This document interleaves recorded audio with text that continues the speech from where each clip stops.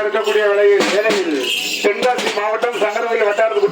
உட்பட்ட குணமுள்ள மனிதர்கள் குடிகொண்டு வாழக்கூடிய பொறுப்பில்பட்டியை சேர்ந்த அதாவது மாடசாமி ஆசாரி அண்ணாருடைய மகன் சண்முகைய ஆசாரி அவர்கள் இன்னைக்கு இறந்து போறாங்க நம்ம ஐயா இன்னைக்கு கலைஞன்ற வாசலில் அவங்க பெத்த மக்கள் 5 மக்கள் ஆம்பளை மகன் 2 பேரு பெண்ணு மகன் 3 பேரு 5 மக்களும் முத்துக்கோட கண்ணீரை முகமெல்லாம் சுரையிட்டு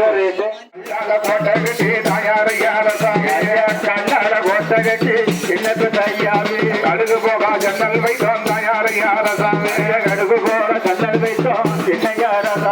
கடுகு போக ஜன்னலிக தயாரியாரசாமி கடுகு போகும் ஜன்னலில தயாரியாரசாமி ஏம காலம் வந்து அழைச்சிட்டாங்க தயாரியாரசாமி ஏம காலம் வந்து அழைச்சிட்டாரே என்னையாரசாமி இரும்பால போட்ட கட்டி போட்ட கட்டி இரும்பால போட்ட கட்டி ஐயா கிளம்புதையா நீரம்மா தாயார